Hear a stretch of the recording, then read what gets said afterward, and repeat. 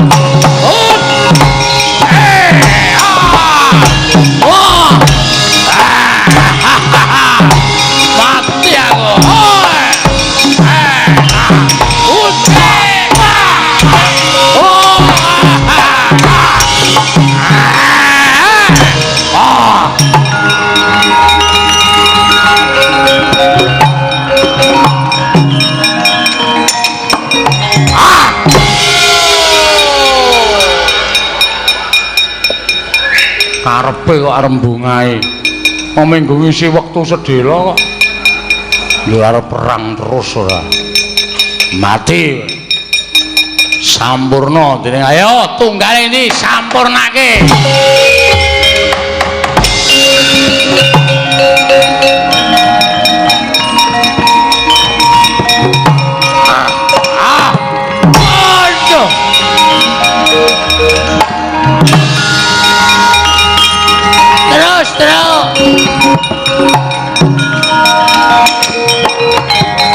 ayo gong yo dak wektune entek wah ana buta patene ya ya aku sing buang ayo gong yo yo buang batang buta terus ya pokoke anggere nang buta kepruk mati langsung tok buang lho kok ndak badange ngambon-amboni waduh ayo le siap wis pokoke tindake terus ya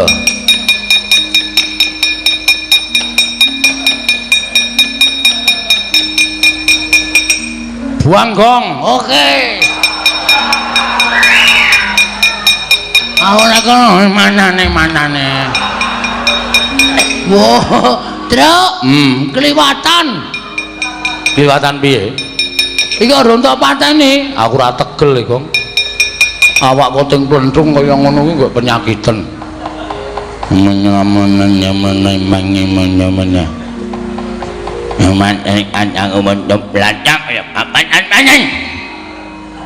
wah galak iki ngalak wae tak yang ilmunya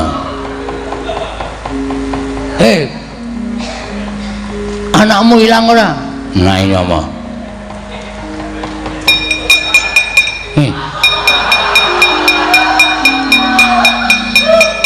iki lho irunge padha ki anakmu iki bapak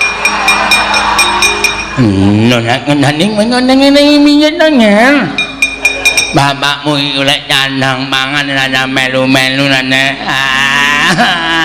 bapak wis kono dinikmati bapak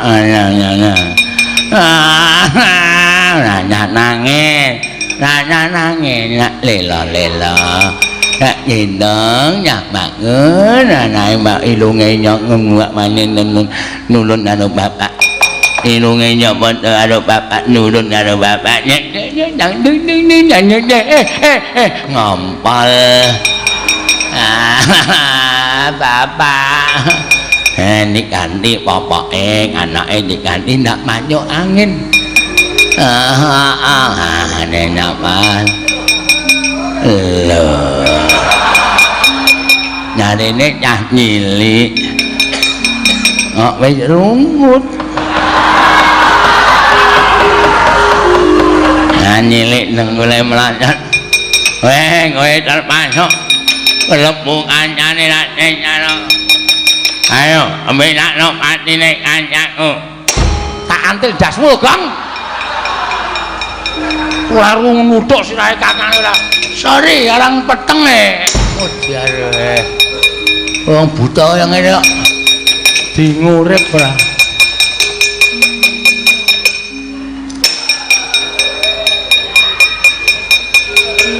Putra, golek Yadi.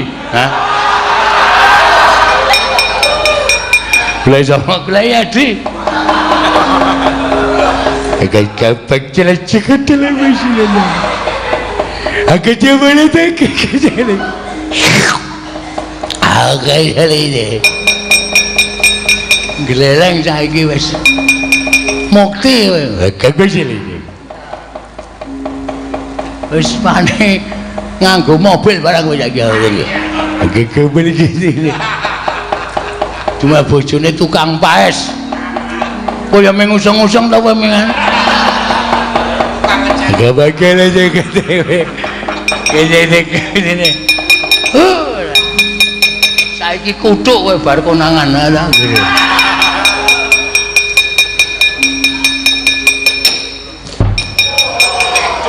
terus ndak ada mati-mati iso hendoe. Agak dhewe gede.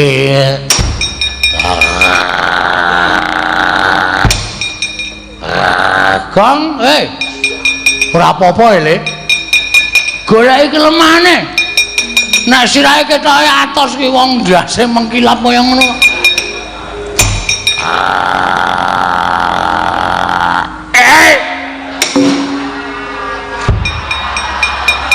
Biar sirah dhuwur ora apa-apa ya sirah ngisor.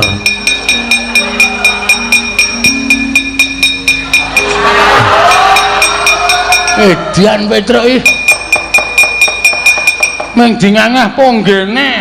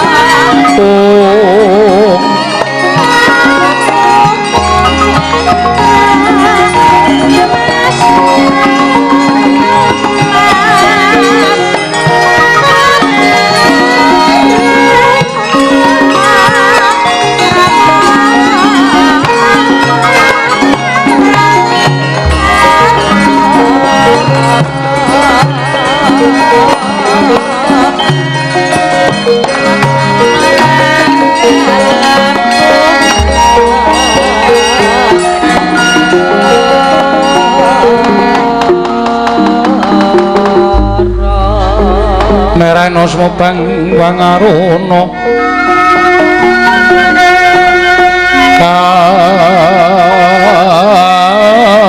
kadinetraning uga rapuh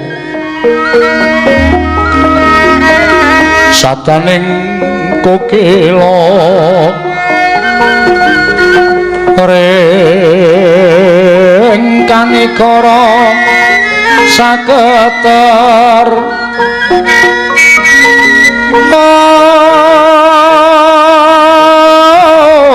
kene donga engkong lir pusing pene panca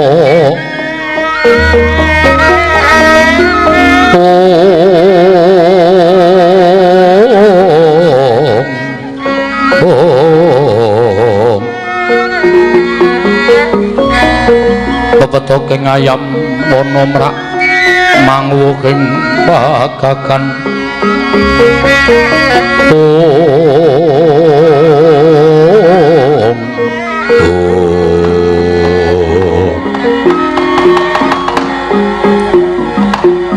Mastu Rama Sidam karing bawuna langgeng Kakang Narada menawi iki menika sowanipun Arjuna adamel kaget rasing manahipun ingkang rayipun Manikmaya saha damel gara-garaning kayiwangan Kakang Narada menapa wigatosipun dene panengah sowan wonten ing kayiwangan dah langkung mriki ratrane ambil nimbali menapa wigatosipun dene Janaka sowan ngabiyantu ngersa Paduka Pramesti Kakang Narada lenggah ingkang langkung sekeca inggih ngestaken dawuh Arjuna wonten paring dawuh pukulun padha kanthi harja saprapta kita tansah nainganing kawidadan miring sambikala kepareng kula ngaturaken sembah sumenging pangabekti kula kunju ya Janaka lun tampa karya bombong tiasulun ora liwat pangestu lun tampanana kula pun dinggo jimat paripe dayanana ing kasentosan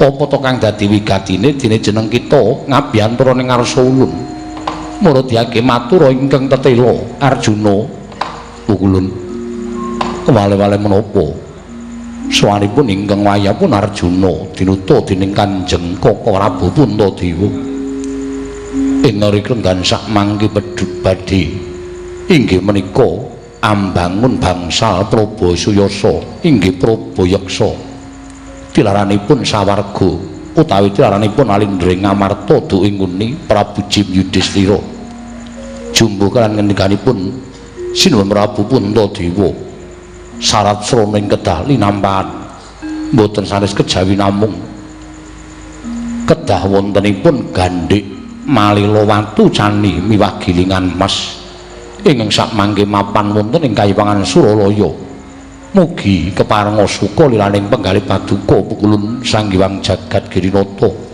amaring ana ngampil wujuding gandhik malila watu cani miwah gilingan emas pukulun menggah menika ingkang dados sedyanipun ingkang wayahipun Arjuna suwan ngabiyantara riwang adi pukulun Manikmaya pukulun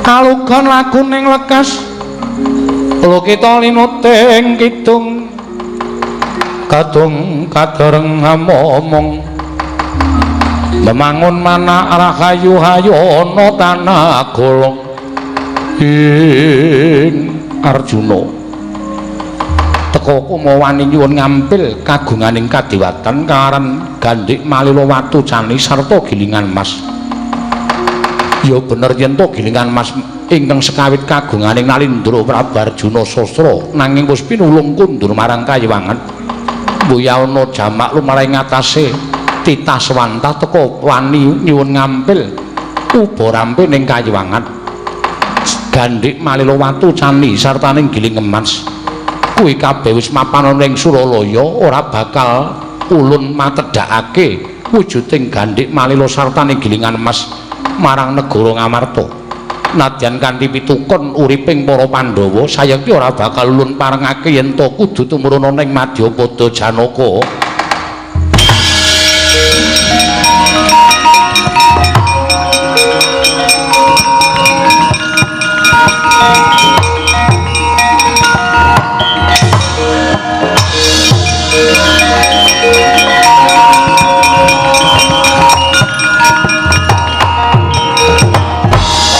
nalika den prayitna semore seka balik titiyane Kakang Ismaya. Iya. Mboten nginten wilujeng andika Kakang Ngandumbani sowanipun Arjuna wonten ing Kayuwangan. Guru. Ora kok jeneng aku kuwi bakal ngetokke lelabuhane ndaraku Janaka ora. Ning kowe kudune ngerti. Adikku Manikmaya kudune prisa.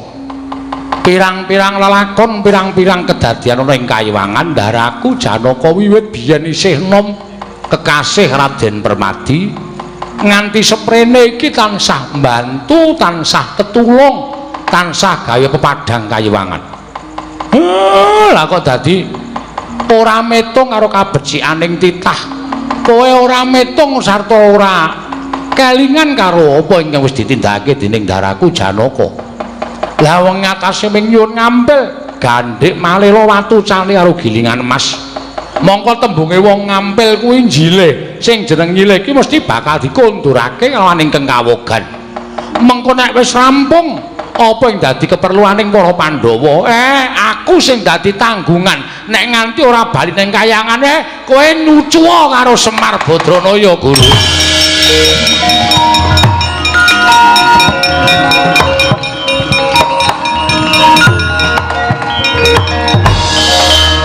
Kakang Ismaya mekaten. Iya. Menawi tetelo mekaten Kakang Semar sedaya kalepatan kula nyuwun mangapunten. Arjuna kula wonten maring adhawu baliya marang negara Ngamarta sarana cipta gandhik malila watu cani sartane gilingan emas bakal ulun tedhake ning negara Ngamarta matur sembah sewu nuwun tanpa pindhan bungkul.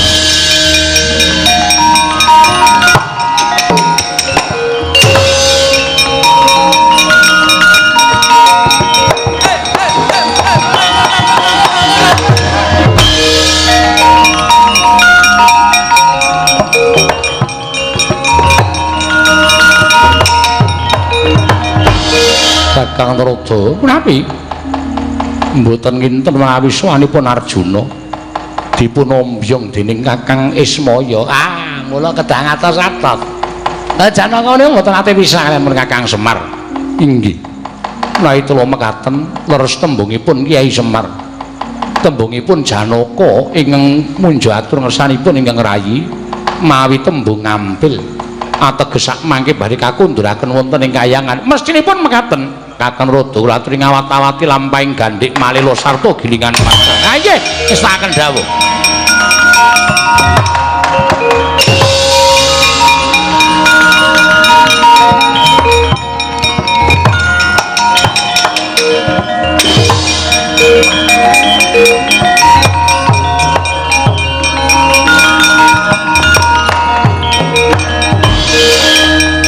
Wis mandhap saking lengkeh ngarga Himalaya Sang Arjuna kadharaken sanggerepan puna kawan catur wis kasembatan nyuwun ngambil gandhik malila watu can miwah gilingan emas saking Kayuwangan Suralaya kocap ing wonten lengkeh ngarga Himalaya wonten ing Kedung Tuntung nenggih sinten ingkang lenggah madaning Kedung Tuntung ing Mbau Reksa telengking kedung wujuding baya ingkang lusipun pethak palandhire citrane tan prabeda kaya dene menungsa inggih nggih Sang Sayong Sari.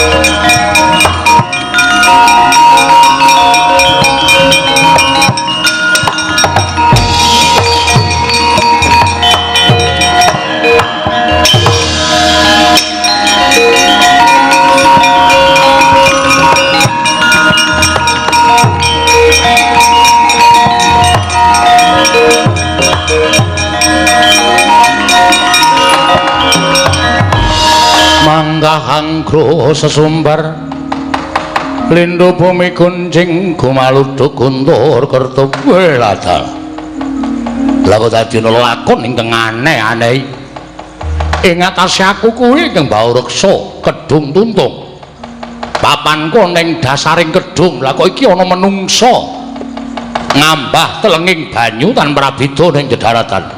Sapa? Nyuwun pangapunten. Menawi paduka Sang Sayung Sari dangu kalian kula menika satria ing jangkar bumi. Kula ingkang namipun Antarja, Raden Antarja. Kasinggihan mekaten. Sebabe apa dene prapta ning Kedung Tuntung Sang Sayung Sari? Wanter sadanipun punden kula Prabu Sri Darma Kusuma bilih didekelanggan sak mangke piyambakipun badhe ambangun Praba Suyasa inggih Praba Yeksa. Wujudipun bangsal tiraranipun sawarga utawi Jim Yudhistira. Samangke nampi sasmita bilih kedah winangun saengga sakmangke langkung prayogi tuwin langkung sae tinimbang ing sampun lampah. Namung mugi andadosna ing kawuningan bilih sakmangke sedaya menika mboten badhe kelemban menawi mboten saking pambiyantunipun Sang Sayung Sari. Lho, apa ingkang kudu tak tindakake? Paduka ingkang ngreksa wedi malela ing mapan wonten dasaring Kedung Tuntung. Menawi kepareng sakmangke kula badhe nyuwun boten kitang sekedhik dados syarat sarana anggenipun para Pandhawa mbangun bangsal Praba Suyasa.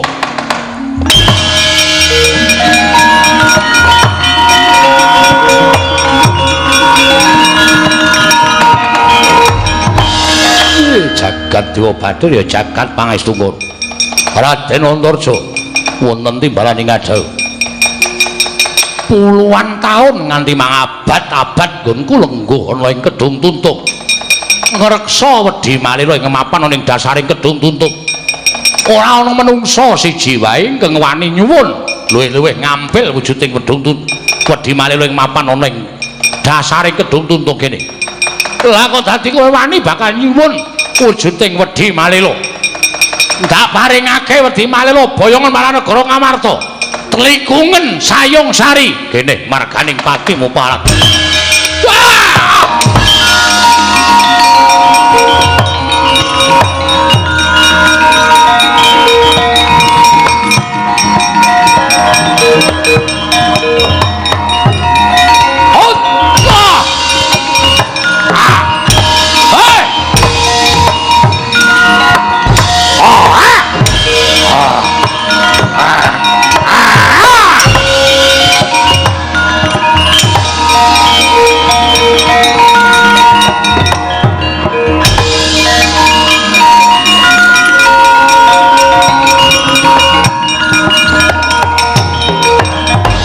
Waring uden kandhanging Sang Sayung Sari mengsah Sang Antarja ginigit janggane dadi duka yayasinipe ical pasuryaning kamanungsan kaya wujud naga pasuryaning Sang Antarja. Ayo hamu teganing ati.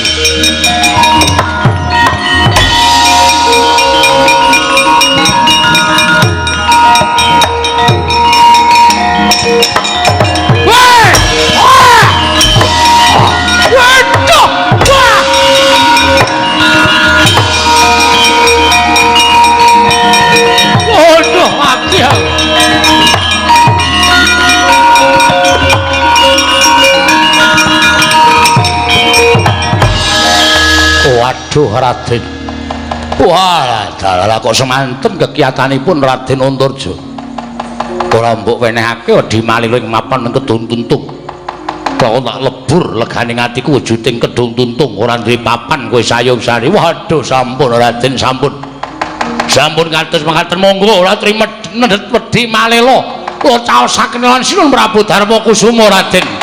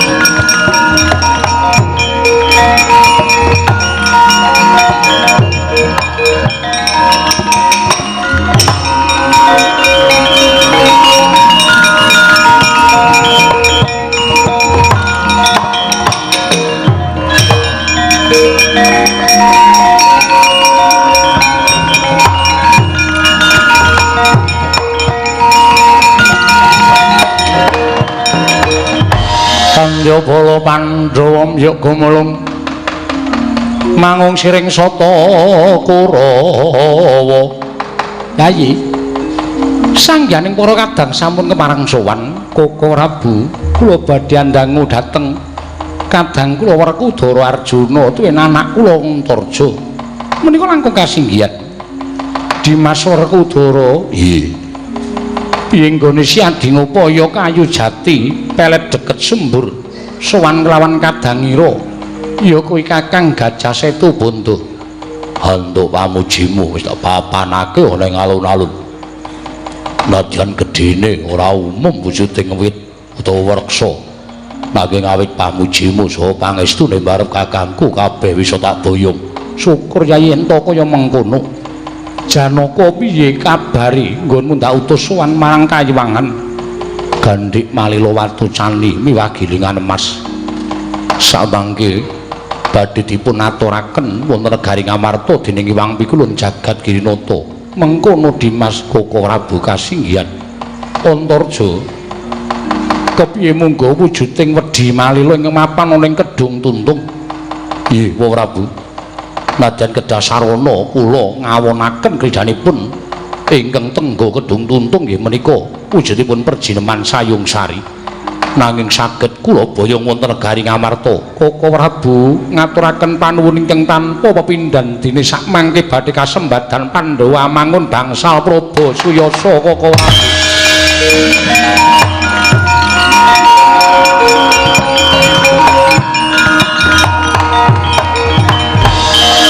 boten saking Raka Indrawati namung krana menika pambudidayanipun para kadang sedayanipun tuwin putra Paduka pun Antarja. Koko Prabu ngemekaken kula nedya miwiti ambangun bangsal Praba Suyasa inggih bangsal Praba Yeksa menika langkung prayogi nanging luwih prayogi menawi Ngamarta katingal tentrem langkung rumiyin. Werkudara nggih sorak-sorak ngarepan kaya ana apa singkirna Yayi? Yo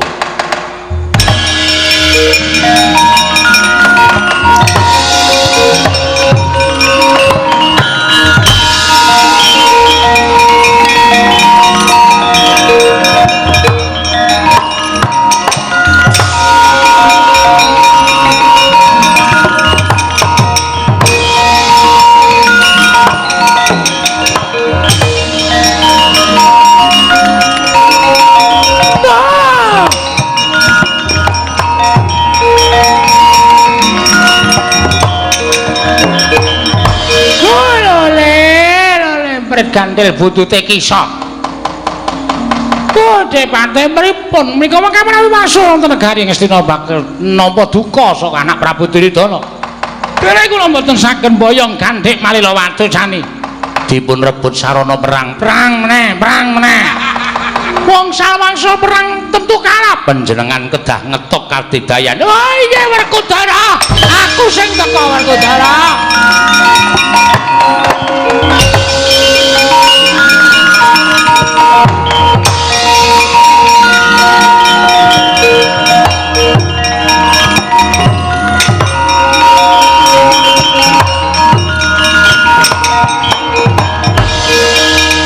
Bapakku, kowe mau banting aku ta?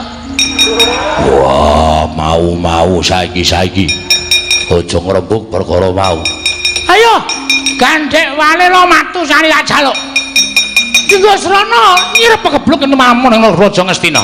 Ora mbok wenehake tak amuk tenan anak-anakku Pandhawa. Guntur menyang Sukalima.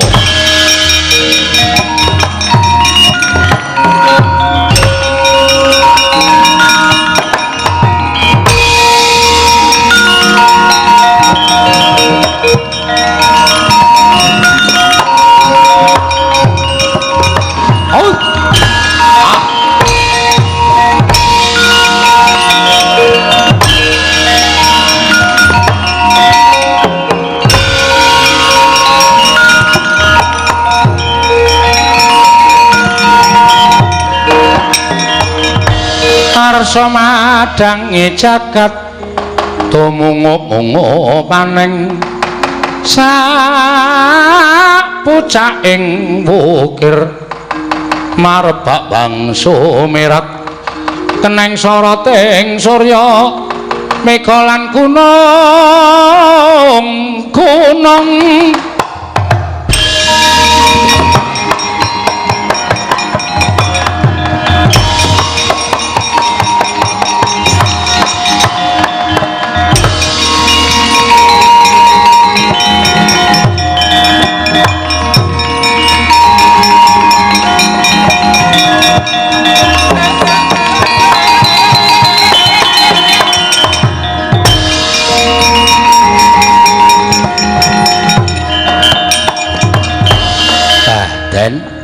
sedaya pun rampit pun komplit kayu jati pelet deket sembur wedi malila gandhik watu cani gilingan mas pun sumadya teng negara Ngamarta ngestu padha kalawan sing peparing Prabu Yudhistira Jim ingkang sami lenggah wonten negari Indraprastha nalika semanten sampun ngantos gelo penggalipun monggo sing ditinggal ya ora gelo sing ditinggali ya iso ngrumat menika langkung prayogi ya Semar purnaning gati sura sudira jane kang rat suwa brasa tapi kula Darmastuti rahayu sami makarya rahayu samya pinanggi